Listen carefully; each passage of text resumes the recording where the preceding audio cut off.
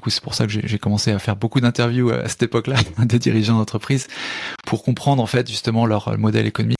C'est en 2017 que ça a commencé vraiment, où en fait j'avais 100 000 de cash que je savais pas quoi faire avec. Et je me suis dit qu'est-ce que je vais faire avec, que j'ai lancé un premier investissement immobilier. J'étais au Brésil à l'époque. Et je suis aussi assez bullish sur les cryptos. Il y a des conneries qu'on dit parfois sur le podcast. Moi, j'en suis assez conscient, tu vois, mais l'idée c'est pas, je pense, c'est pas de dire, on va vous dire exactement sur le podcast ce que ça va être, tu vois. Je pense qu'il y a d'autres médias, il faut croiser avec d'autres médias. Je peux pas être le mec qui au coin du feu sort la guitare et commence à jouer des mélodies, tu vois. Bienvenue sur Les Investisseurs 4.0, le podcast qui explore les stratégies et les méthodes pour développer son patrimoine immobilier quand on a 40 ans, un job à plein temps et une vie de famille trépidante. Attention, auditeurs des Investisseurs 4.0, nous voilà dans une situation inédite. Les habitudes du podcast sont remises en cause, les planètes sont désalignées, Paco a été kidnappé par son propre micro. Oui, vous avez bien entendu, aujourd'hui, Paco a accepté d'inverser les rôles, de bouleverser les traditions et de passer sur le grill, sur votre grille. Car finalement, qui est cet homme qui pose toujours 1000 questions? Comment en est-il venu à créer ce podcast que vous écoutez si régulièrement? Paco applique-t-il vraiment tous les conseils de ses invités? Ou bien, comme très souvent, le cordonnier est-il le plus mal chaussé? Eh bien, pour le savoir, aujourd'hui, nous allons inspecter ses chaussures. Chers auditeurs, attachez vos ceintures. Oui, je sais, on reste encore dans le domaine du vestimentaire, car dans cet épisode spécial, c'est moi qui mène la danse et je compte bien faire parler notre cher Paco. Alors installez-vous confortablement et venez découvrir ce qui se cache derrière le micro des Investisseurs 4.0. C'est parti. Salut Paco. Salut Alex. Bien, ça va? Ça va très bien, très bien. Et toi? Ça va, je te remercie. Ça fait pas trop bizarre de se retrouver en tant qu'invité sur son propre podcast? Ouais, c'est un exercice assez particulier, je dois dire. C'est l'impression d'être un peu dans un film de science-fiction, mais bon. Ah, carrément, rien que ça. Bon, en tout cas, je te remercie de me donner l'opportunité de t'interviewer depuis le temps que je disais oui, je pense que tes auditeurs ont envie d'en savoir plus sur toi. Je suis ravi que ça y est, t'aies franchi le cap et que tu m'aies donné l'opportunité de t'interviewer aujourd'hui et de te poser quelques questions. D'ailleurs, merci à ceux qui m'ont envoyé des questions. Donc, j'ai essayé de regrouper tout ça un petit peu par thème. Et puis, on va essayer de cuisiner un petit peu Paco pour qu'il nous révèle un peu tout ce que il fait et comment il le fait sur le podcast, ses investissements, etc. Ouais, carrément. Et puis c'est bien de dire effectivement que t'as eu les questions. Moi, j'ai absolument pas eu vu sur les questions que tu recevais ou que t'as élaboré pour moi. En fait, l'idée vraiment, c'était de faire un truc le plus naturel possible pour avoir une vision le plus authentique pour le bien ou pour le meilleur ou pour le pire de qui je suis. Et ouais, comme tu disais, tu m'avais pas mal posé les questions de faire ce truc-là, donc cet exercice. Donc allons-y, quoi, c'est parti. Bon, bah écoute, j'ai envie de dire, ça a beau être toi qui es interviewé aujourd'hui, on va essayer de rester sur un truc que tu connais bien. Tu demandes toujours à tes invités de commencer par se présenter rapidement. Est-ce que tu peux te présenter brièvement avant qu'on rentre dans le vif du sujet de questions un peu plus en détail? Bien sûr, donc Paco, 43 ans, papa de 2 enfants, je suis investisseur, je suis podcasteur aussi, et où je relate un peu mes aventures dans l'investissement au travers du podcast, et puis donc investisseur immobilier, marchand de biens également, ancien analyste financier, et maintenant donc entrepreneur dans cette grande et belle aventure qu'est le podcast et l'investissement. D'accord. Bah écoute, on va essayer de zoomer un peu sur au moins certains de ces éléments. J'imagine qu'avant le podcast, avant les investissements, il y avait un jeune Paco. Comment ça a démarré en fait? Qu'est-ce que tu faisais? Où t'es né? Ouais, on déroule depuis le début, quoi. Ok. Ouais, t'es pas obligé de tout dire, hein, mais rapidement qu'on comprenne d'où tu viens un petit peu. Ouais, bah moi, si on peut essayer de me comprendre, on va dire la genèse. Moi, je suis un gars de la campagne à la base, donc je viens de Seine-et-Marne. J'ai grandi, à peu près 40 minutes de Paris, à peu près à l'est, dans un petit village où j'ai grandi pendant jusqu'à mes 18 ans avant de partir à la fac et enfin aller à Paris et voir vraiment la vraie vie, on va dire. Donc voilà, je suis issu d'une famille un peu type classique, on va dire. Le père antiquaire qui avait une boutique dans le village où j'ai grandi. Maman professeure de français au collège. Dans le collège où j'ai à côté de là où j'ai grandi aussi. Donc voilà un peu le contexte un peu familial. Et donc moi j'ai grandi dans ce contexte-là avec un frère, un grand frère qui a 3 ans de plus que moi. Et voilà, je sais pas où tu veux aller là-dessus, mais non, mais en effet, tu vois, même moi, on a beau déjà se connaître depuis quelques temps, il y a des choses que j'ignore encore, donc je savais pas que, par exemple, ton papa était antiquaire, c'est amusant. Donc oui, et ta famille était déjà aussi un peu investisseuse ou pas du tout? C'est quelque chose qui t'a donné la fibre d'investir ou pas? Non, alors pas du tout. Alors c'est ça, c'est vraiment aussi pour dire que mon parcours est un peu singulier là-dessus, parce que moi dans la famille, j'ai grandi avec un peu plutôt la culture de comment dire, les valeurs de justement de tout ce qui est culture, le non matériel en fait. Donc tu vois, plus côté artistique. Mon frère il est beaucoup plus dans la musique d'ailleurs que moi, mais on a tout de suite été élevé avec avoir un instrument de musique dans la main, commencer, faire du solfège, apprendre des choses, lire, voir, aller dans les musées, aller dans le théâtre. Et donc tout ce qui est vraiment aspect matériel même, tu vois, si tu penses à l'investissement et le côté matériel, c'était vraiment assez peu présent dans la famille, où il n'y a pas cette valeur d'aller chercher d'obtenir des choses de valeur, de qualité et tout, forcément. Tu vois, par exemple, quand t'entendais les potes qui avaient les pumps à l'époque, c'était la Reebok Pump dans les cours de récré. Après les Air Jordan, des choses comme ça. C'est pas les trucs, moi j'avais accès, mais j'avais pas forcément l'envie non plus d'avoir ce genre de choses.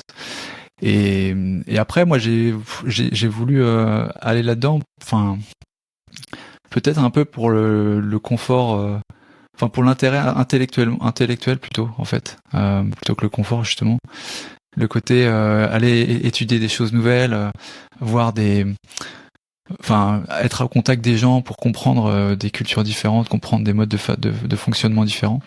Donc c'est pour ça que je me suis orienté plus vers l'économie de manière générale quand j'ai commencé à la fac, pour vraiment comprendre ces choses-là. Mais je suis un peu le seul dans la famille qui ait fait des études de finance, qui soit dans un boulot de finance.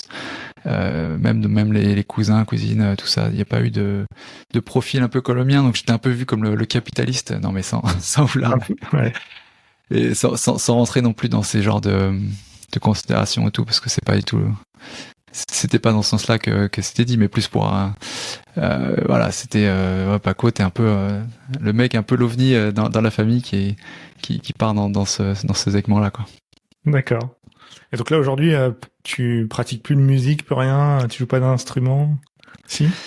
Je pratique le mic sur podcast. Je pratique les musiques d'intro, d'outro, les interludes. Ok. Tu vois, Je vois. il y a le sens du rythme, effectivement. Non, j'ai un peu abandonné, à mon grand désespoir aussi d'ailleurs, parce que j'ai quand même fait près de 10 ans de guitare classique, et j'ai un peu arrêté. Alors je peux te lire je peux te lire des partitions, tu vois, mais j'ai rien dans les doigts, donc je peux pas, tu vois, je peux pas être le mec qui au coin du feu sort la guitare et commence à jouer des mélodies, tu vois. Dommage, je suis sûr que ça aurait pu en intéresser certains pour un prochain épisode, mais ouais, d'accord.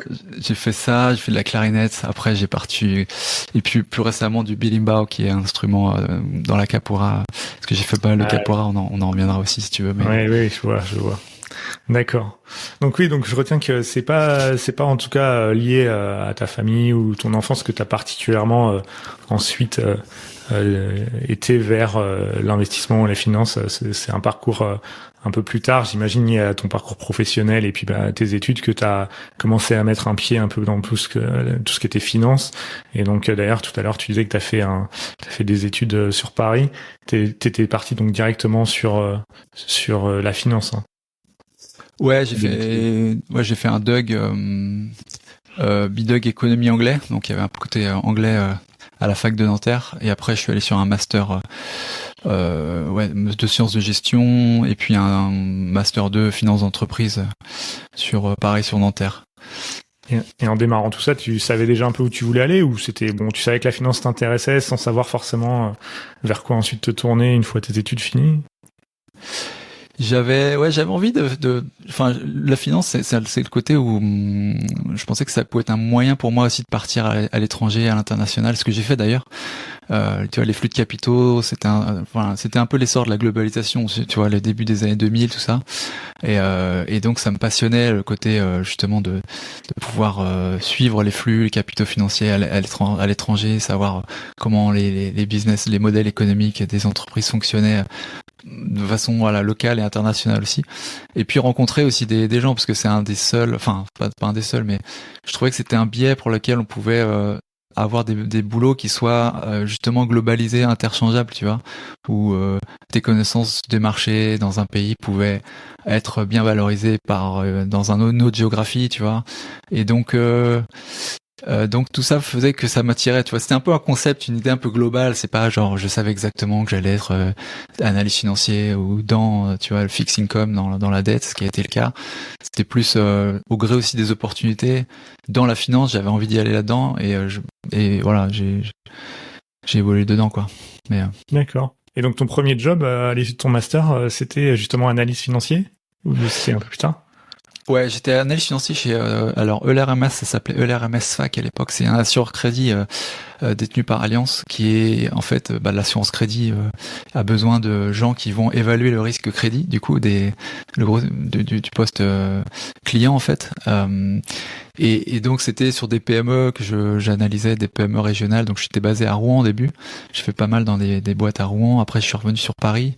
J'analysais les PME régionales sur Paris, rive gauche. Et puis après, c'est là où j'ai rejoint la Moody's, l'agence de notation à Londres, où je suis parti après. Donc en fait, j'ai migré de la finance, si tu veux, assez économique, dans l'aspect où tu vois, tu analyses en fait les risques que la boîte peut déposer le bilan dans les 3 prochains mois, tu vois. Donc, c'est quelque chose de très terre à terre. On rencontrait les dirigeants, on faisait pas mal. Du coup, c'est pour ça que j'ai commencé à faire beaucoup d'interviews à cette époque-là des dirigeants d'entreprise pour comprendre en fait justement leur modèle économique, savoir s'ils étaient en position confortable en termes de trésorerie. Donc c'est très axé trésorerie, tu vois. Et donc c'était assez intéressant comme expérience, mais après je voulais migrer vers quelque chose de plus international, et c'est là où je suis parti à Moody's à Londres, où là on est passé carrément, enfin on passe en finance de marché si tu veux, ce qui est d'ailleurs pas un move qui est fait, qui est très non plus courant en fait en général. Où là c'était vraiment des entreprises beaucoup plus grosses que j'analysais, et là c'est sur les marchés cotés, la dette obligataire, etc. Donc. D'accord. Mais là, parce que donc chez l'RRMS, si je comprends bien, bon, le principe c'est que des sociétés clientes de l'RRMS ont besoin d'avoir une sorte de scoring sur des sociétés avec lesquelles elles travaillent, soit fournisseurs ou clients, et donc pour lesquelles elles ont besoin de savoir si la société en question est viable. Et donc là, donc toi-même tu menais des interviews pour étudier ces sociétés. C'est bien ça, hein? Complètement, ouais. En fait, tu vois, typiquement, t'as un assuré qui est par exemple Total, on va dire n'importe quoi, qui vend de l'essence et qui vend de l'essence à des entreprises de transport routier, par exemple. Et il se garantit contre le risque que ce client transporteur ne le paie pas au travers, par exemple, de l'assurance crédit. Donc, il paye l'assurance une prime contre la garantie que il va être payé quoi qu'il arrive, même si son client paie pas, il aura une indemnisation de la part de son assureur. Et donc, en prévention et pour adapter le niveau des primes, parce que l'assureur, comme tu sais très bien, c'est jamais celui qui perd, tu vois, il recoupe toujours son investissement. Il veut prendre le moins de risques possible et charger le plus de fees possible. Donc en amont, qu'est-ce qu'il fait? Il demande à un de ses collaborateurs, et c'était moi en l'occurrence, d'aller voir sur le terrain si le transporteur il était en bonne situation pour pouvoir payer ou pas Total son essence, tu vois. Et en fonction de la note entre guillemets que tu pouvais donner de solidité du transporteur, il pouvait avoir des délais aussi plus ou moins importants. Donc c'était intéressant pour le transporteur aussi d'avoir une bonne note, parce qu'il pouvait avoir des délais de paiement plus confortables, parce que Total disait bon c'est bon, lui il est sûr, il va me payer quoi qu'il arrive, parce que mon assureur crédit me l'a dit, tu vois. D'accord. Et donc il y a un peu ce qui était intéressant, c'est que c'était assez tu rencontrais beaucoup de gens différents, parce que tu rencontres pas ton client, tu rencontres le risque de ton client qui a pas de relation contractuelle avec toi. Donc faut déjà le convaincre, ce transporteur qui parle avec toi, tu vois. Donc c'était déjà un premier truc difficile à faire. Faut ouvrir la porte, les appeler au téléphone, et être assez. Donc ça, je pense, pas mal dégager ce côté de l'assurance pour aller parler à des gens qui ont pas envie de parler avec toi, quoi. Tu vois, typiquement. Ouais. Et aussi l'autre aspect, c'est avec les banquiers, t'allais voir beaucoup de banques pour te renseigner aussi sur la santé de ce transporteur, notamment là, sur l'exemple.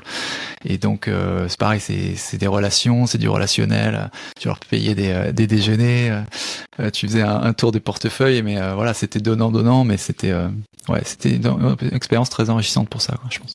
Et depuis, ils ont pas lancé un podcast où il y a tous ces interviews, justement. Putain, j'avais pas l'enregistreur à ce moment-là, j'ai tout raté, quoi, tu vois, tout ce contenu. D'accord. Et donc après, t'es parti chez Moody's où là, c'est assez différent. C'était pas l'analyse, elle était plus pour les mêmes types de clients. Là, c'était plus Moody's qui fait de la notation de manière générale. Donc là, sur des obligations, c'est ça pour ceux qui veulent souscrire des obligations des sociétés.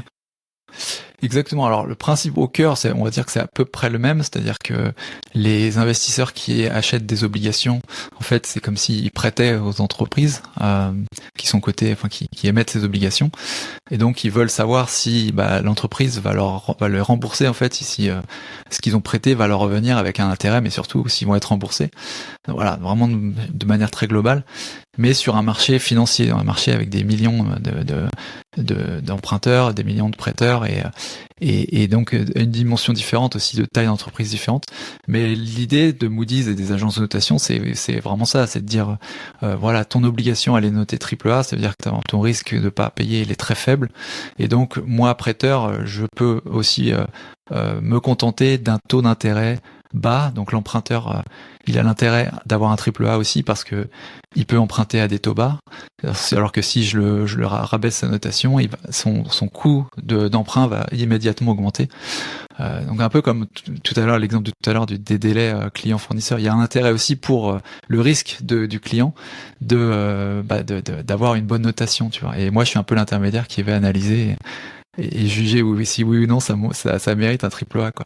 D'accord. Et toi, ton analyse, elle portait juste sur un segment de la société, tu étais accompagné de d'autres, entre guillemets, consultants comme toi sur d'autres aspects de l'entreprise, ou tu avais vraiment un spectre très général et toi-même, tout seul, tu pouvais noter la boîte, quoi?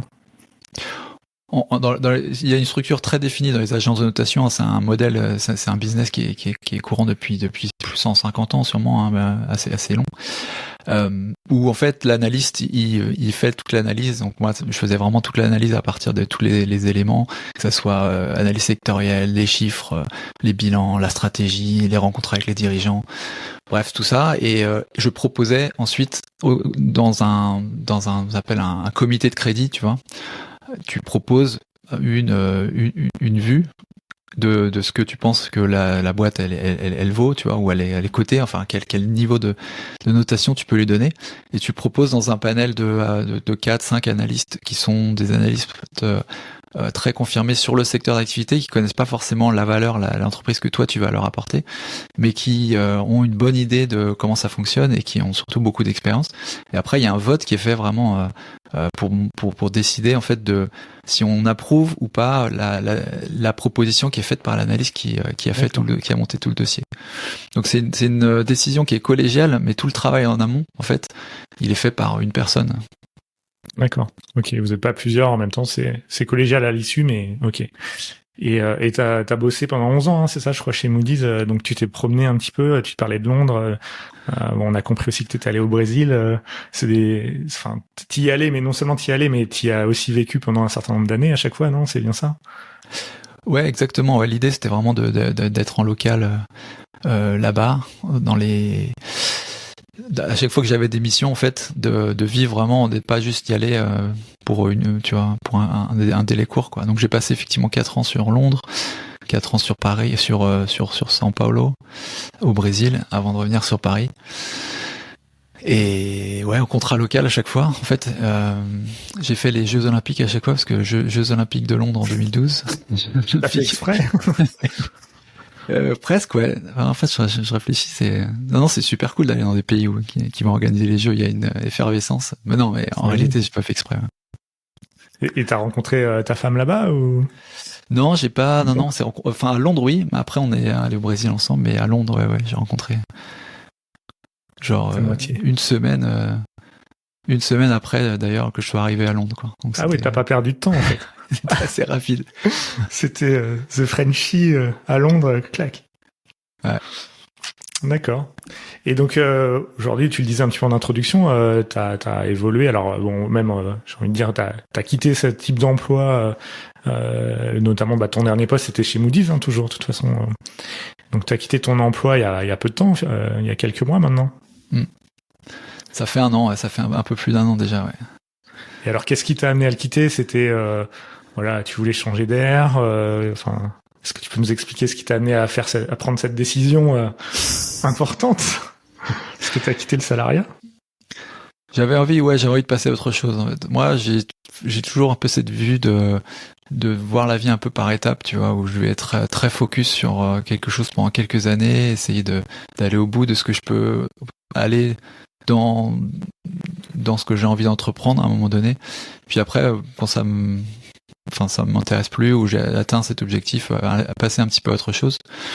Donc j'avais un peu fait le tour de ce modèle-là effectivement avec Moody's. En termes de connaissances de connaissances financières, c'est aussi pour une raison pour laquelle je voulais aller justement, que je suis parti de l'Assure-Crédit vers Moody's, c'était vraiment pour me spécifier, enfin, on dit ça, spécifier? Enfin, pour me spécialiser, ouais, sur de la finance dure, de la finance de marché, comprendre vraiment les mécanismes, les choses qui paraissent un petit peu justement floues. Et je trouvais que j'étais arrivé un petit peu à cette étape-là déjà, quoi, que j'avais déjà réalisé ça. Donc j'aurais pu continuer, mais ça tournait un petit peu en rond et j'avais envie de nouveaux challenges, quoi. Et je me suis dit, qu'est-ce que je peux faire maintenant pour lancer un nouveau défi? Et le nouveau défi, c'est un peu finalement construire un peu un patrimoine, mais pas seulement financier, patrimoine, organisation, famille, énergie, etc., autour d'un projet justement qui me permettrait de documenter et de partager mes découvertes, comme est le podcast. Et je trouvais que c'était intéressant de mettre tout mon temps là-dessus pour vraiment voir ce que ça allait donner. C'était un peu aussi de ce but-là. Je savais qu'il y avait un petit peu de traction parce que j'ai pas quitté mon boulot juste après avoir lancé le podcast, mais j'ai vu qu'il y avait un peu de traction. Je me suis dit c'est bon, on va redoubler l'effort là-dessus et je suis aussi investisseur à côté, marchand de biens, donc c'est un truc qui prend aussi du temps à côté. Donc faire 3 boulots, c'était pas possible, quoi. Ouais, parce que si ton podcast, tu l'as démarré en octobre 2020, et donc t'as quitté ton job il y a beaucoup moins longtemps que ça, ouais. Donc ça faisait déjà 1 an et demi, presque 2 ans que le podcast avait démarré quand t'as quitté ton job, c'est ça, hein? Ouais, c'est ça, ouais. Ouais, 1 an et demi, ouais. Et tu parlais de construire ton patrimoine, entre autres, parce que finalement, tu as commencé à t'intéresser vraiment à j'ai envie de dire, à tes finances personnelles de manière un peu sérieuse, comme on l'entend sur ce podcast. Depuis quand? C'est assez récent, ou finalement, dès que tu étais, on va dire, dans le circuit de la finance, tu as commencé à avoir des actions précises dans ce domaine-là? C'est en 2017 que ça a commencé vraiment, où en fait j'avais 100 000 de cash que je savais pas quoi faire avec. Et je me dis qu'est-ce que je vais faire avec? Que j'ai lancé un premier investissement immobilier. J'étais au Brésil à l'époque. En France, j'ai lancé un premier projet d'immobilier en France. Et c'est à l'époque aussi où après ce premier investissement, où je commençais à écouter des podcasts, à me renseigner, à me former, et à comprendre que tu pouvais faire de l'immobilier de façon vraiment un peu entrepreneuriale, un peu actif. Et là, je me suis dit, ok, là, c'est maintenant il faut que je construise un peu plus intelligemment, de façon un peu plus ordonnée, séquencée, documentée, tout ça. Et donc j'avais cette idée-là avant de revenir en France, mais je pouvais l'implémenter qu'en France parce que j'avais pas de CDI, j'étais en contrat local au Brésil. Donc voilà, 2017, c'est le début on va dire, ok, je vais faire quelque chose de mon argent. Et 2019, c'est investissement locatif plus systématique en France quand je suis rentré. Création du podcast en parallèle aussi, et c'est là que ça s'est un peu plus accéléré. Ouais. D'accord. Et t'as démarré par l'IMO après une analyse un peu plus large, ou c'est que voilà, comme beaucoup d'entre nous au départ, ça paraît presque une évidence de commencer par l'IMO. C'était le premier, c'était vraiment parce que j'avais ce cash et je me suis dit que c'est le truc le plus sûr, c'est l'IMO. L'autre aspect que j'aurais pu dire, ça aurait pu être la bourse aussi. Mais c'est que, en fait, dans mon job, j'avais des restrictions pour investir en bourse parce que quand t'es un analyste, t'as des informations privilégiées, donc il y a une réglementation très dure là-dessus. Tu peux pas faire, même pour toi-même, avoir un portefeuille d'actions sans avoir à le reporter à chaque fois, chaque mouvement, tu dois le reporter. C'était une usine à gaz de folie. Donc j'ai pris le parti pris de dire ok, tant que je suis salarié chez Moody's, je vais pas investir dans les marchés financiers et je vais rester sur quelque chose où il n'y a pas de réglementation. C'est l'immobilier. Donc c'était aussi une raison pour laquelle je suis allé là-dedans. Ouais. D'accord. Ok. Et donc depuis, avec tous les invités que tu as reçus, etc., j'imagine que tu as aussi pas mal évolué dans ta façon de voir les choses. À date, c'est quoi un petit peu tes objectifs d'investissement, ta stratégie d'investissement? Le but pour toi, c'est quoi? C'est avant tout de construire un patrimoine, de préparer ta retraite, un petit peu de tout. Ouais, moi, ma stratégie, c'est d'augmenter, d'accroître mon autonomie financière. Si on peut la résumer, ça serait ça. C'est-à-dire que je me donne pas forcément de limite en disant voilà, dans 5 ans je quitte mon boulot, c'est déjà fait, donc en même temps voilà, c'est fait. Ou alors tu vois, je veux avoir tant de cash flow dans 5 ans, dans 10 ans. Moi, mon objectif, c'est de construire, d'accroître régulièrement cette autonomie financière. Donc ces revenus, ces revenus, ces avoirs, ce capital, mais pour avoir plus de temps petit à petit, être plus à l'aise, être moins préoccupé, être plus serein. Enfin voilà, une sorte de long fil comme ça pour être mieux financièrement en fait. Après, comment ça s'organise? Pour le moment, je suis pas mal sur l'IMO, effectivement, de manière assez entrepreneuriale, puisque je suis sur l'opération marchand de biens. Donc, je fais beaucoup IMO et je commence à faire de l'action, justement, parce que je peux maintenant un peu plus investir sur les marchés financiers. Mais et je suis aussi assez bullish sur les cryptos. Donc, moi, ma philosophie, c'est un peu philosophie un peu que j'appelle feu de paille et feu de bois, c'est-à-dire que pour moi, t'as le feu de paille là, qui est quelque chose d'entrepreneurial, quelque chose sur lequel tu as du contrôle, quelque chose qui t'amène du fun et quelque chose qui peut, on sait jamais, créer beaucoup de cash. Donc ça peut être l'entrepreneuriat, ça peut être la crypto, ça peut être aussi des opérations en bourse, ça peut être aussi en immobilier par exemple, tout ce qui est colocation, LCD, etc. Quelque chose qui demande du temps mais qui peut vraiment faire décoller du cash. Cash que tu peux après réallouer sur le feu de bois où là c'est plus du locatif, meublé, mais longue durée dans des endroits un peu plus patrimoniaux, quelque chose de plus passif, qui est plus basé sur le remboursement du foncier que sur la génération de cash flow pour remboursement du foncier, remboursement de ton prêt et du coup l'enrichissement latent que sur la création de cash flow. Et de créer en fait cette espèce de boucle vertueuse entre le cash que tu génères sur quelque chose où il y a du fun, où tu mets ton temps, ton énergie, mais tu t'amuses, et le mettre après sur des supports plus chiants, plus passifs aussi, qui te rapportent à terme beaucoup plus aussi de résultats. Ouais. Puis peut-être l'effet de levier aussi quand même de l'IMO qui permet ça à l'issue d'avoir quand même capitalisé énormément grâce au loyer des locataires. Et, ouais. Je t'ai pas posé la question tout à l'heure, mais en fait, t'as quitté ton job, mais aujourd'hui, finalement, tu vis de quoi? Tu vis déjà de tes revenus de marchand de biens ou...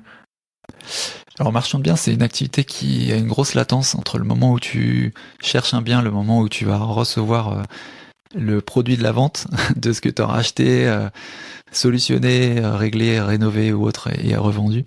Donc c'est pas une activité qui génère du cash rapidement. Donc là aujourd'hui non, sur le marchand je vis pas du marchand. Aujourd'hui je vis de mes réserves de salariat et du podcast principalement. Et ouais. D'accord. Et ça te permet déjà aussi de réinvestir sur les différentes classes d'actifs dont tu parlais. Ouais, ça me permet d'investir déjà pour continuer à faire grossir la boule de neige. Et puis le deuxième aspect que je trouve fun aussi, c'est qu'avec justement ce podcast, je peux aussi investir pour moi-même augmenter ma connaissance d'un produit par exemple ou d'un service et être mieux à même après de pouvoir en parler, tu vois. Donc je trouve que c'est un intérêt d'un point de vue éducatif aussi de mettre un peu de billes dans des trucs où qui te paraissent peut-être un peu obscurs en disant tiens, j'aimerais bien moi voir ce que ça donne. C'est un peu le cas pour les cryptos d'ailleurs, parce que tu vois, si tu peux pas, enfin, c'est beaucoup plus concret quand tu mets des billes dans un projet ou dans un protocole que quand t'en parles comme ça de façon, tu vois, un peu ésotérique. Ouais, non, c'est sûr. Et aujourd'hui, en termes de patrimoine, tu parlais tout à l'heure un peu de ta diversification. T'as déjà des idées précises, un peu des poches que tu alloues à chacune, ou ce que t'aimerais qu'elles soient, ou pour l'instant, c'est un petit peu en fonction des opportunités. Aujourd'hui, je suis quand même, je dois être à 70%, 80% IMO, enfin 70% IMO, peut-être 10% produits financiers, 20% crypto. D'accord. Ouais, donc déjà, c'est pas mal pour la crypto. Souvent, on parle de 5% de son patrimoine. Donc, t'as un profil plutôt risqué, finalement. Si tu devais te... À ce moment du cycle, oui. Aujourd'hui, oui. Parce que je pense pas, après c'est une croyance, c'est que moi, hein, mais je pense pas que ça puisse dégringoler plus bas tout de suite, là. Enfin, quand je dis dégringoler, je pense pas que ça peut faire moins 50. Et je pense que c'est un moment, effectivement, où c'est pas mal de rentrer, quoi. Enfin, c'est mon opinion personnelle, hein, mais... D'accord. Et donc tout à l'heure tu parlais d'immobilier. Tu peux nous parler un petit peu de tes investissements immobiliers. T'as fait quel type d'investissement et avec quel mode d'exploitation aujourd'hui? Ouais, j'ai 6 lots aujourd'hui. On se regarde la typologie, c'est un peu deux groupes en fait. J'ai des groupes de lots en plus patrimonial sur Saint-Denis, Saint-Denis-Stein, où j'ai des appartes. Donc un qui est à Saint-Denis Pleyel, qui est en colocation, un T3, 60 mètres carrés, coloc de 2. J'ai sur Stein un groupe de 3 immeubles, de trois appartes, qui sont en location longue durée et un en location courte durée, c'est du meublé également. Et puis j'ai 2 maisons que j'exploite en colocation, 5 chambres chacune sur Amiens, où là c'est plus... Voilà, c'est différent, c'est de la coloc vraiment grosse coloc avec 3 salles de bain, 5 chambres, du meublé, du service, de la gestion, etc. Voilà, c'est un peu la typologie des 2 groupes de biens que j'ai dans mon parc actuellement. Ouais. D'accord. Et tu les gères toi-même ou t'as délégué la gestion de ces différents biens, notamment non seulement la location courte durée, on sait que ça c'est particulièrement chronophage, mais même la colocation, faut quand même s'occuper des entrées-sorties, des baux, etc. Tu fais tout toi-même ou t'as délégué tout ça? Alors, location courte durée, full délégation avec une conciergerie. Le colocation, c'est un truc hybride. Moi, je m'occupe de tout ce qui est contractuel, sélection des candidats, et pour la signature des baux, etc. Et réception, effectivement, évidemment, des virements. Mais tout ce qui reste, en fait, en local, je le mets avec une agence, où c'est vraiment les états des lieux, les visites, les choses comme ça, quoi. Et sur les autres apparts, je gère moi-même en fait, mais c'est de la longue durée, c'est quand même moins chronophage. Voilà, faire un état des lieux une fois par an. Quand il y a un changement de locataire, je peux encore le faire parce que c'est pas très loin de chez moi non plus, quoi. Ouais. Et puis ça représente pas la majorité de ton parc, de ce que j'ai compris non plus. Ouais. Non. Ouais. Et donc en termes de patrimoine, aujourd'hui ça représente. Alors j'imagine que t'as pas payé tout ça cash et t'as fait des crédits peut-être même à 110%, je sais pas, sur ce type d'investissement, ou t'as abondé lors des différents achats. Le premier invest, quand j'étais au Brésil, j'ai utilisé beaucoup d'apports parce que j'ai mis carrément 40-50% d'apport. C'est celui d'ailleurs que je suis en train d'arbitrer là. De toute façon, t'aurais peut-être pas pu faire autrement en étant expatrié, non? C'est ça, ouais, c'est clair. Ouais. J'avais que 2 offres, BNP et Crédit Foncier. Le BNP s'est retiré au dernier moment, disant que il y avait du blanchiment d'argent sans doute parce que j'étais au Brésil. Et donc il me restait. Ouais, c'est ouf. Et donc Crédit Foncier m'a suivi, mais ouais, avec voilà. En gros, j'ai payé. J'ai acheté 230 000 et j'ai mis 100 000 d'apport. D'accord. Et sur tous les autres après, c'était du quasi 110%, où j'ai mis en fait, non, peut-être pas 110%, mais j'ai mis, 20 000 euros sur des projets à 220 000, coût de revient. Donc 10%, ouais. D'accord. Et aujourd'hui, ça te génère un cash flow positif sur ces opérations Ouais, aujourd'hui, je suis donc sur les maisons, chacune, on doit être entre 200 et 300. Sur le groupe de 3 appartes, ça dépend ce qu'il y a de la LCD, mais en gros, on est à peu près autour de 400, 500. Enfin, plutôt 400 en fait. Et puis Saint-Denis, je suis en train de le vendre, donc là, j'ai plus de locataires, mais ça me ramenait 200 € à peu près. D'accord. Oui. Et en termes de marchand de biens, tu sais qu'il y a une certaine latence. T'as pas commencé depuis très longtemps. T'as déjà donc des opérations que tu vas pouvoir déboucler prochainement, ou pour l'instant tu cherches toujours des opérations? Je suis en recherche d'opérations, toujours. c'est compliqué.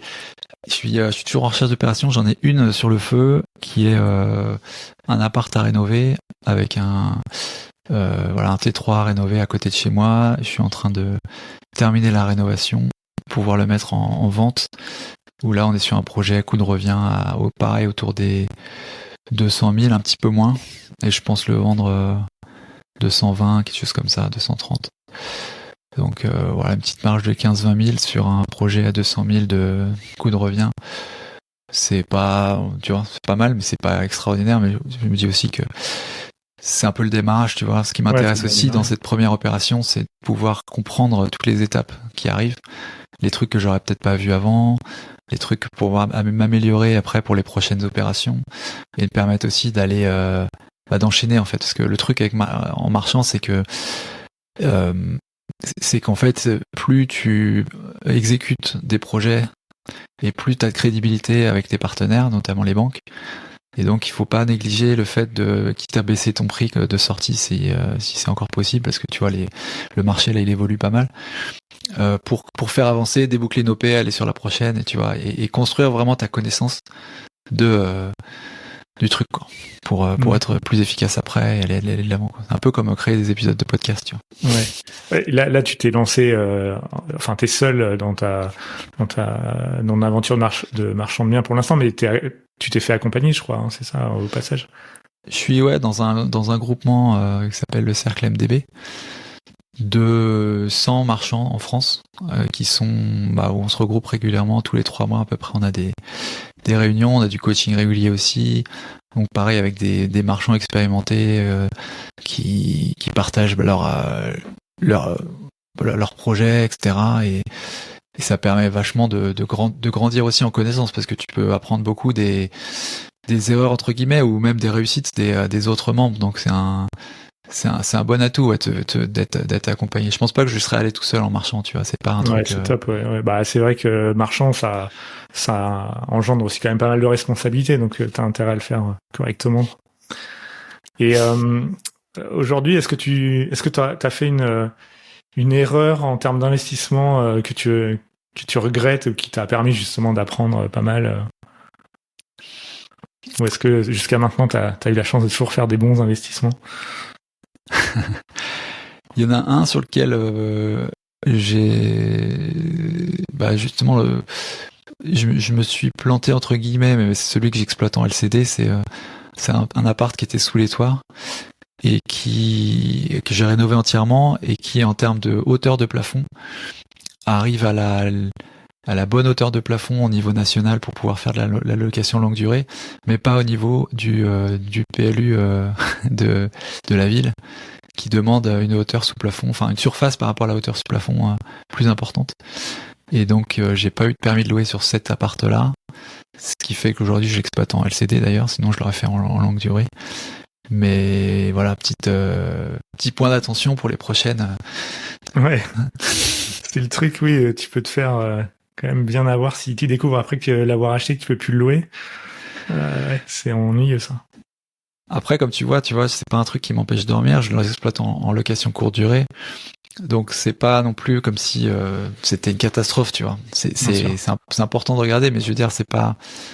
Tu vois, dans l'immobilier, souvent les gens ont cette peur de dire si je me plante, qu'est-ce qui se passe, et bah tu vois, tu te plantes et tu t'adaptes, quoi. Ouais, généralement on finit toujours par trouver une solution ou une autre, mais bon, c'est vrai que ça complique le parcours, en dirons-nous. C'est sûr. Et alors, c'est quoi ton prochain move en termes d'investissement? T'as déjà quelque chose de précis en tête, un nouvel investissement IMO, ou sur d'autres piliers, d'autres actifs? En marchand, je suis toujours à la recherche de biens. D'ailleurs, si les gens qui nous écoutent ont des trucs à me filer, je suis partant. Je cherche des appartes à rénover, à une grosse rénovation, des maisons à diviser aussi. Principalement des surfaces assez petites parce que le marché aujourd'hui fait que on veut du truc, on veut du liquide quoi. Enfin c'est mon point de vue en tout cas en ce moment de faire des choses jolies, peut-être déjà, enfin vraiment prêt à emménager, tu vois, de pas laisser du travaux, pas faire des grands espaces ou pas vendre des grosses surfaces qui sont compliquées à vendre. Ou du terrain aussi, c'est pas trop mon truc pour le moment. Je suis vraiment sur du bâti plutôt. Mais ouais, c'est là-dessus que je suis en train de chercher, de tanner les agences en les relançant tous les jours en ce moment. Ouais, t'as pas dit sur quel secteur tu cherches? Seine-et-Marne. Alors c'est un grand département, mais Seine-et-Marne sur l'axe Gretz, Tournant, voilà, Fontenay, enfin sur la ligne E du RER en fait, et la ligne P également du Transilien. C'est mes axes de recherche quoi. D'accord. Bon, bah, si certains auditeurs ont ça, qu'ils n'hésitent pas à te contacter, alors. Je pense que les gens ont déjà entendu sur l'atelier, on le répète souvent déjà. Tu fais ta promo. Ouais. Et si on revient un petit peu sur le podcast, je crois savoir que t'en écoutes pas mal encore aujourd'hui. T'avais commencé à t'intéresser au podcast, je parle en termes d'auditeurs, déjà depuis longtemps. C'est quelque chose que tu écoutes depuis longtemps, non? C'est ça?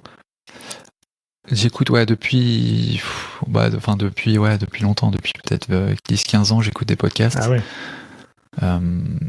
Après, plus ou moins régulièrement, mais plus des podcasts finance, ça a commencé justement quand j'étais au Brésil en 2017 dans ces eaux-là, où j'ai commencé avec pour les podcasts français avec le fameux Investimo Club, Bruno Racco, qui m'avait vachement qui m'avait vachement motivé. Je trouvais ça génial comme format. Mais avant, j'écoutais beaucoup plus des podcasts sur les business en ligne ou même plus sur l'économie de manière générale ou l'histoire ou des trucs un peu plus culture générale avant, mais plus précisément sur l'IMO, ouais, en 2017, Investimo Club en France. C'était le seul pour le premier podcast sur l'immobilier en France à l'époque. Et comment t'es tombé dans le podcast de manière générale, parce qu'à l'époque c'était un peu plus confidentiel que ça n'est maintenant, mais t'étais quoi dans des situations où t'avais beaucoup de temps sur des trajets, des choses comme ça, et tu t'es retrouvé à écouter des podcasts ou pas du tout? Qu'est-ce que tu te souviens un peu comment t'as mis le pied dans le... À Londres, je me souviens que j'avais pas mal de trajets, donc je prenais du podcast pour mes trajets, ouais. Donc j'ai écouté beaucoup à Londres à l'époque quand j'y habitais, donc 2000 et 2010 quoi. D'accord. Et aujourd'hui, t'es toujours aussi consommateur ou t'as un peu moins le temps qu'avant? J'ai un peu réduit parce que en fait, à mesure que j'ai produit, j'ai plus autant le temps en fait d'écouter. Cela dit, en fait, je suis plus sélectif et peut-être plus je les écoute différemment les podcasts aujourd'hui. Je trouve que il y a beaucoup d'offres en fait, donc il faut être sélectif sur les podcasts et puis surtout utiliser les outils que tu as à disposition, je trouve, en termes de consommateurs. Par exemple, le fameux x2 qui fait que tu peux écouter plus rapidement. J'écoute aussi, je vais sur des... tu sais, il y a plus en plus de podcasts qui sont en transcript en texte. Donc je fais des recherches texte ou il y a des apps comme Podchaser où tu peux rechercher en fait sur un thème donné. Un thème qui t'intéresse, tu cherches voilà, dans quel podcast ce thème-là en particulier il est traité, il est évoqué. Et même sur ton app, d'ailleurs sur Apple Podcast, tu peux le faire aussi ça. Et donc je vais vraiment chercher un peu plus de façon active l'information, sans avoir à forcément écouter de A à Z tout l'ensemble du podcast, quoi. Et à quel moment tu t'es dit bon maintenant faut que je crée mon propre podcast alors? Depuis longtemps. J'arrive pas à trouver le moment où il y a eu l'étincelle, si tu veux. Ouais. J'écoutais quand même pas mal de podcasts justement sur le podcasting, sur les business en ligne. J'ai voulu à un moment donné faire du blog, mais c'était dur pour moi d'écrire aussi, voilà, trouver des sujets pour écrire, etc.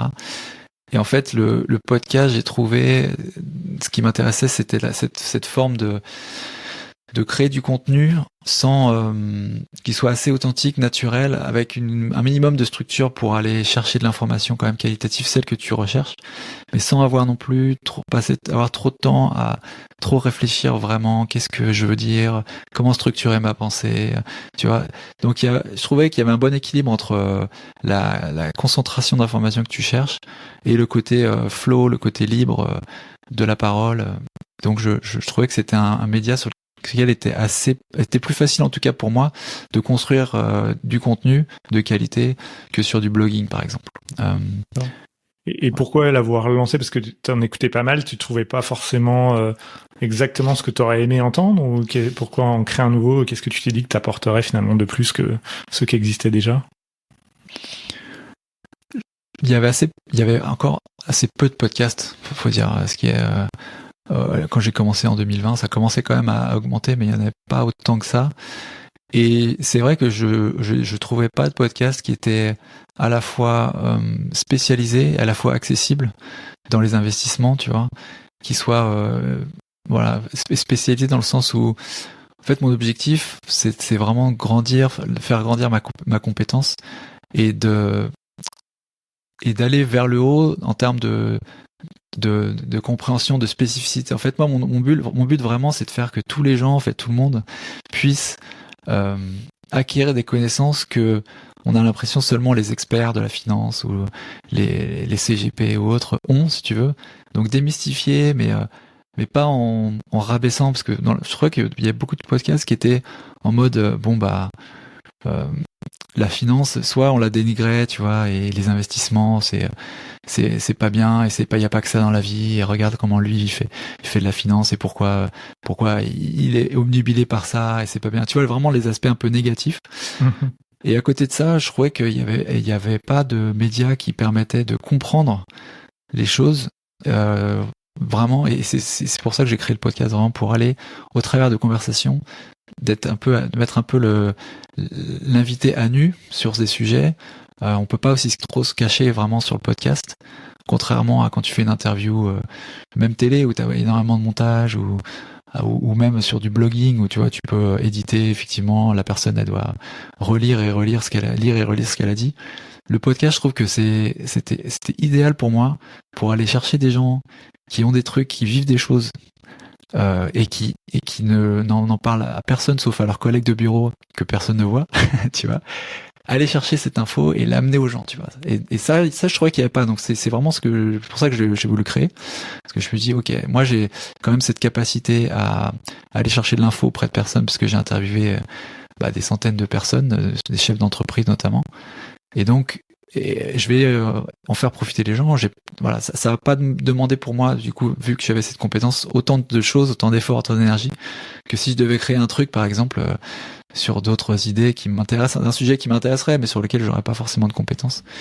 J'ai fait vraiment pas mal de brainstorming, hein, comme tu peux l'entendre, sur pourquoi faire le podcast avant d'arriver à ça. Hein. Ça a pas été une ligne droite. Hein. Et aujourd'hui, avec cette semaine, c'était le 151e épisode qui paraissait.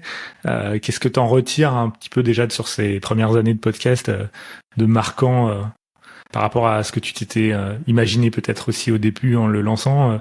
Déjà, est-ce que t'imaginais atteindre le succès peut-être que ça a aujourd'hui, parce que tu l'as créé aussi pour toi, j'ai l'impression de ce que t'en dis, ça te permettait non seulement pour toi d'apprendre, et puis de partager avec d'autres sous un format qui te plaisait bien.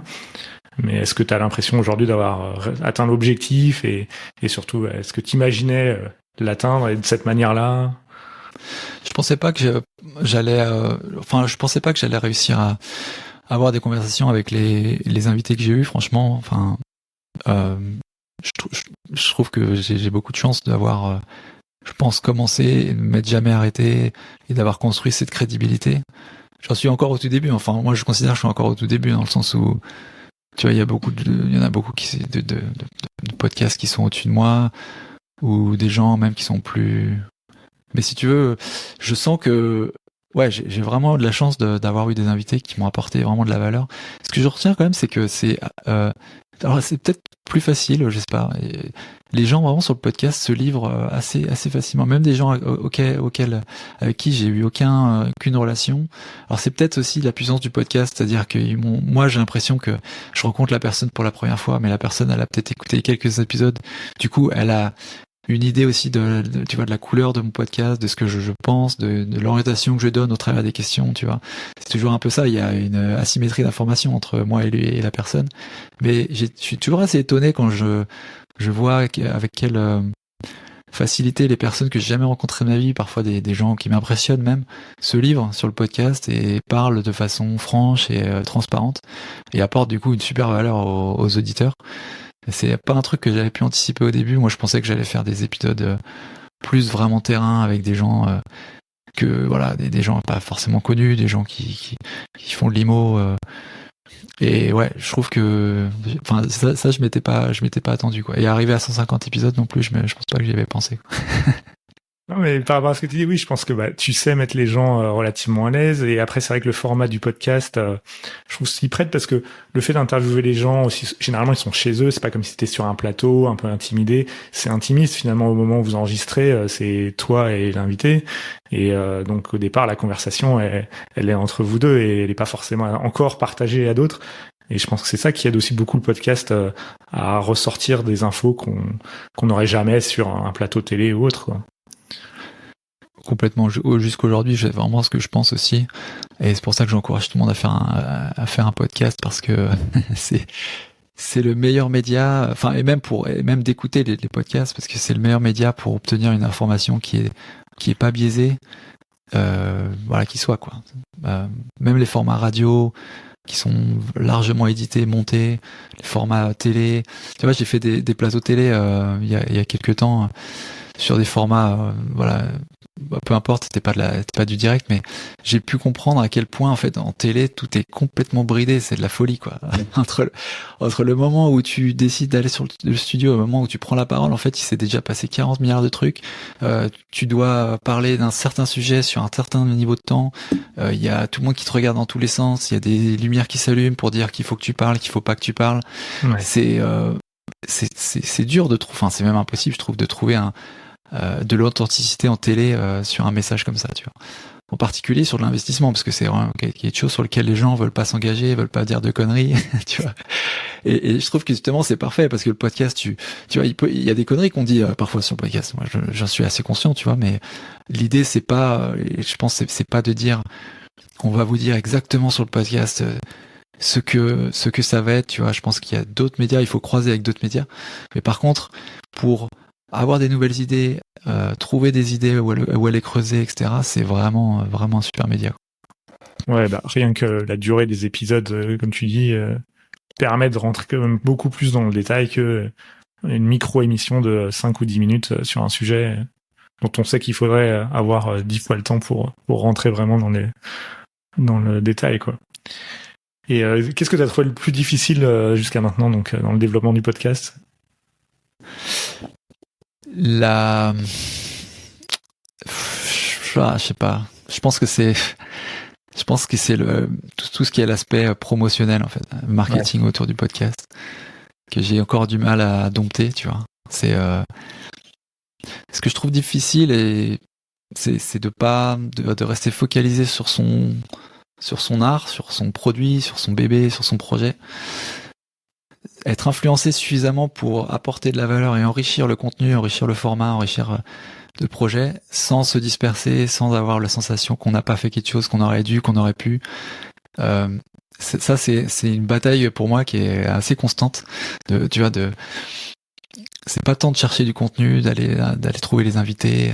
C'est vraiment de promouvoir le podcast et garder une ligne qui soit proche de qui soit en ligne, alignée avec moi, avec ce que je veux faire, m'inspirer sans pour autant, tu vois, en ayant les œillères quand même, et sans pour autant me distraire, parce que c'est très, t'es dans un flot continu d'informations, tu vois, que ce soit sur les réseaux sociaux, surtout sur les réseaux sociaux, et donc c'est compliqué.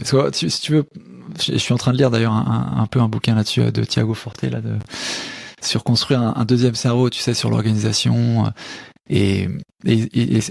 Voilà, il en parle notamment de ça, du fait qu'on est tellement submergé par les informations que, en fait, il faut juste arrêter complètement il faut être beaucoup plus sélectif, il faut avoir une méthode pour aller chercher les infos et les utiliser de manière que ce soit actionnable, tu vois. Et en fait, la plupart du temps, on regarde des infos, on les prend, on les imbibe, on y pense, on les laisse dans sa tête, et ensuite on passe à autre chose, mais on a perdu du temps, le truc on va pas pouvoir le récupérer, ça va pas nous aider à avancer.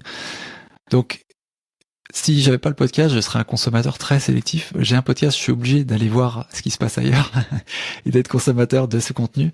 Et c'est frustrant parce que il faut être encore plus, je trouve, discipliné pour ne prendre les informations que celles qui sont actionnables pour son podcast et pas se comparer aux autres, mais comparer avec sa version qu'on était avant, quoi. Ça, c'est ce que je trouve le plus compliqué. D'accord. Intéressant. Et est-ce que pour toi, il y a un épisode qui a été un peu un tournant dans le podcast, ou tu te dis il y a un avant-après, ou voilà, c'est été un flow continu, semaine après semaine, d'épisodes C'était plutôt en flow, franchement. Il n'y a pas eu de vraies révélations. J'ai eu des très beaux invités, des très beaux échanges, tu vois. Mais en fait, comment te dire, c'est vraiment plus le fait d'avoir... pour moi, c'est vraiment le parcours qui m'intéresse.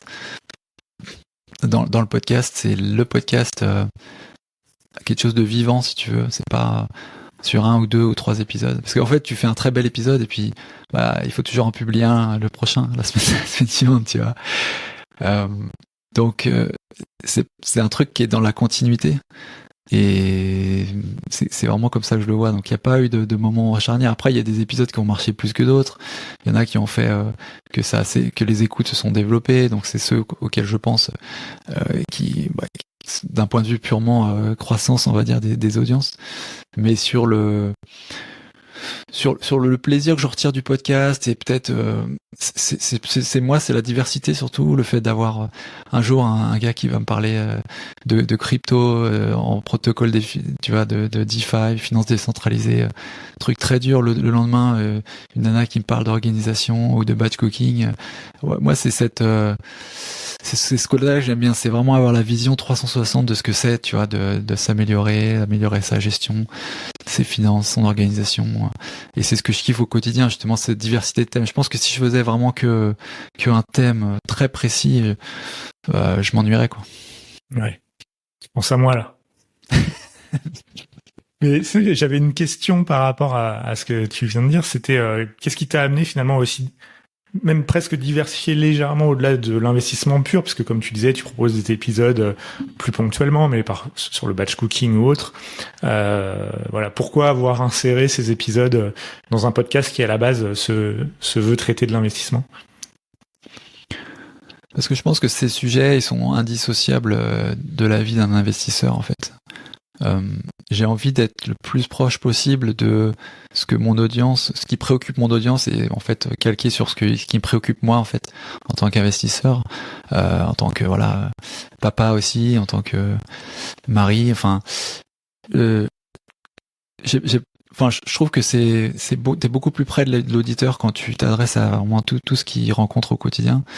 Et pour pouvoir être serein sur la gestion de tes finances, on peut pas ignorer le temps que tu peux gagner, l'organisation. Je l'ai vraiment beaucoup appris. Enfin, le podcast, il a été créé au moment où mon premier fils est né, quoi, tu vois. Donc c'est aussi le contexte qui fait que j'avais des préoccupations de me dire est-ce que j'arrive à trouver 2 heures pour construire quelque chose à côté, mes investissements, quand je dors pas la nuit, quand il faut que je m'occupe de ma compagne aussi, de mon enfant. Et c'est des questions que j'aurais pu éluder en me disant voilà, je vais faire juste parler de LMNP ou alors de crypto ou d'investissement. Mais elles font tellement partie d'un tout qu'en fait, autant les mettre sur la table et puis essayer aussi de les solutionner, tel que le gap de connaissances entre pour arriver à faire des investissements plus raisonnés et mieux choisis, quoi. Donc ça veut pas dire que je vais faire moitié-moitié. Je pense que j'essaie d'équilibrer pour faire en sorte qu'il y ait plus d'investissement, un peu plus sur le côté investissement financier pur. Mais pour moi, c'est indissociable. D'accord. Non, je pense que ça, c'est bien aussi en termes de diversification, ça ouvre. Je suis un de tes premiers auditeurs et c'est vrai qu'il y a sans doute des sujets sur lesquels je me serais pas forcément penché si j'avais pas eu l'opportunité de les entendre à travers ton podcast. Donc, je pense que c'est une bonne idée d'inclure ça de manière subtile et ponctuelle au sein du reste du podcast.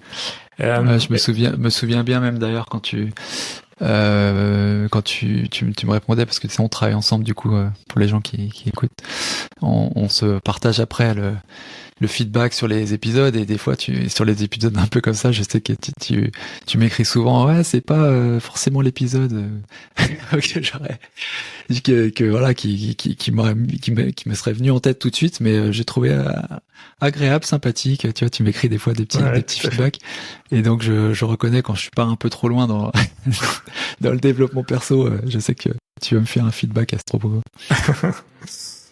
Et est-ce qu'aujourd'hui tu rêverais d'avoir certains invités que tu n'as pas encore eu, et si oui, qui? J'aimerais bien avoir Tim Ferriss. Ah oui, carrément. Par exemple, tu vois. Et il a refusé. J'ai même pas essayé, tu vois. T'as pas encore osé lui écrire.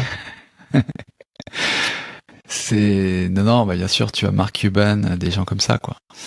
Des investisseurs ou des entrepreneurs, voilà, enfin, qui sont super inspirants. Et je pense que ça va venir aussi. Et c'est aussi intéressant parce que, enfin, c'est aussi bien d'avoir des choses qu'on n'a pas réalisées, parce que c'est comme ça, tu gardes un peu l'envie de continuer. Et avec ces lignes de mire là, je pense que je vais continuer pendant longtemps, ouais. Donc tu vas lancer un podcast anglophone alors? Bah écoute, pas vraiment. J'ai un peu envie d'embarquer les gens vers des épisodes anglophones. J'ai l'impression que pas mal d'auditeurs comprennent l'anglais. C'est un truc qui me turlupine en ce moment d'ailleurs, c'est à quel point en fait les gens vont être réceptifs à des épisodes en anglais, parce qu'il y a beaucoup de contenus qui sont pas dispo en français, qui sont disponibles, enfin avec des gens beaucoup plus calés, beaucoup plus pointus, qui sont en anglais, enfin dans les pays anglo-saxons. Et j'aimerais bien développer là-dessus, mais comme tu sais, le podcast, c'est compliqué d'avoir une vraie, on va dire un vrai scan de qui t'écoute. Et donc je sais pas à quel point les gens qui nous écoutent sont réceptifs à ce genre de trucs. Donc j'ai envie de tenter, on verra bien, avec quelques épisodes, et on verra si ça prend, quoi. Bah donc n'hésitez pas à l'indiquer dans les commentaires de l'épisode pour Paco, et saura si vous êtes intéressé par les épisodes en anglais. Après, maintenant, avec tous les progrès de l'IA et autres, on trouvera un moyen de les traduire à voler en français. Et donc, au-delà de cet aspect anglophone, t'as d'autres ambitions pour le podcast à l'avenir? Comment tu le vois évoluer dans les prochains mois, prochaines années? J'aimerais bien accentuer le côté communauté, justement. C'est quelque chose que j'aimerais bien faire, de faire en sorte qu'il y ait côté plus pouvoir se rencontrer. Tu vois, on a fait un apéro IMO il y a un mois. Et c'était à Paris, donc c'est que les gens de Paris qui a pu venir. On était 25, mais c'était vraiment cool de pouvoir serrer les pinces, voir des gens de visu qui t'écoutent, tu vois, et qui font partie de la communauté. Et après, tu vois, on fait quand on fait les lives là dans l'atelier, le fait après de voir un nom que tu as rencontré vraiment physiquement, je trouve que ça apporte vraiment quelque chose, tu vois, dans l'interaction que tu peux avoir avec la personne. Donc je trouve que faire plus de rencontres physiques, essayer de créer aussi une communauté d'une manière ou d'une autre. Bon, on a un groupe Facebook d'ailleurs, hein, si les gens veulent y aller, n'hésitez pas. J'essaie d'être un peu plus présent là-dessus. Mais ça serait l'aspect que je voudrais un peu plus accentuer. Ouais. D'accord. Ok. Et alors, on arrive peut-être un peu au terme de l'épisode. Est-ce que tu consacres du temps à autre chose que l'investissement, le podcast? Il te reste un peu de temps pour d'autres passions qui sont inconnues pour tes auditeurs, ou déjà avec tout ça t'es déjà très occupé et malheureusement t'as plus le temps de te remettre à la guitare? En ce moment, je suis vraiment full time sur ça, sur les opérations de marchand et sur le podcast. J'essaie de vraiment pas négliger le marchand, voire même d'en faire la priorité, parce que déjà ça va permettre de construire mon patrimoine. Et puis aussi d'avoir des sujets toujours aussi plus intéressants à partager, d'aller sur le terrain. Donc après, avec tout ça, franchement, j'arrive pas à avoir beaucoup de temps pour faire autre chose. Alors je fais des balades en vélo, tu vois, C'est déjà ça. je m'entraîne aussi, je fais de la capoeira, mais c'est Ah oui, c'est vrai qu'on n'a pas reparlé de ça, mais capoeira, tu pratiques encore j'ai arrêté aussi, on va dire aussi intensément que je l'ai fait avant, parce que je m'entraînais vraiment genre 3 fois par semaine, voire ouais, quasiment tous les jours, à une certaine époque, quand j'étais au Brésil ou autre. Mais voilà, tout ce qui est étirement, tout ce qui est voilà musculaire aussi, je fais basé sur des mouvements de capoeira notamment, et je m'entraîne un petit peu de temps en temps quoi. Donc ça, c'est le truc sur lequel potentiellement t'aimerais pouvoir consacrer encore un peu plus de temps si t'en avais, quoi. Ouais, j'aimerais bien, ouais. Franchement, ouais. Mais je vais peut-être encore attendre un peu avant que ça revienne sur le devant de la scène. Très bien, très bien. Bon, bah super, Paco. Merci pour déjà toutes ces réponses. Est-ce que tu veux profiter de cet épisode pour je sais pas, passer un message à tes auditeurs sur un thème qu'on n'aurait pas forcément pu aborder aujourd'hui? Non, pas plus que ça. Écoute, c'était cool de pouvoir échanger et partager le plus de moi possible, parce que je suis pas de nature à forcément partager beaucoup ce qui m'arrive. Enfin, je suis assez renfermé, on va dire, de manière générale. En tout cas, sur mes aspects propres. Donc c'était cool d'avoir cet exercice-là. N'hésitez pas, si vous voulez avoir plus d'infos, je serais ravi au cas par cas de répondre aux gens pour ça. Et puis te remercier, Alex, pour tout ce que tu fais aussi, parce que les gens le savent peut-être pas, mais tu fais partie de la production du podcast depuis plus d'1 an. Et donc un grand merci pour ça, parce que c'est vrai que c'est pas possible, ça aurait pas été possible pour moi sinon de continuer avec la même fréquence. Donc voilà, c'est cool. Bah écoute, c'est moi qui te remercie de me laisser cette opportunité. C'est un plaisir d'avoir pris contact avec toi maintenant il y a quelques temps et d'avoir contribué et de continuer à contribuer au podcast dont je suis un des premiers auditeurs assidus. Donc merci à toi surtout pour le travail que ça nécessite. Je suis au premier rang pour pouvoir le voir et je me rends bien compte que c'est du boulot. Donc encore merci à toi pour consacrer autant de temps et nous permettre d'apprendre dans notre parcours d'investisseur. Merci, ouais. C'est la puissance du podcast encore, ça, tu vois. On s'est connus grâce à ça, sinon c'est pas possible. Exactement. Bon, en tout cas, j'étais ravi de pouvoir t'interviewer, Paco. Merci beaucoup. Et puis, peut-être pour un prochain épisode, bas les masques avec Paco d'ici quelques temps. Ça marche. Merci, Alex. À plus. À plus. Ciao. Ciao. Voilà, c'est tout pour aujourd'hui. J'espère que cet épisode t'a plu. Faites-toi un investisseur un peu mieux informé. Si c'est le cas, n'hésite pas à partager ce podcast avec ton entourage et à lui mettre une évaluation 5 étoiles sur Apple Podcasts ou Podchaser. Ça permet de le faire monter dans les classements et de me donner la motivation pour t'offrir toujours le meilleur contenu. Voilà, merci beaucoup encore pour ton soutien et une très bonne fin de semaine à toi. Ciao.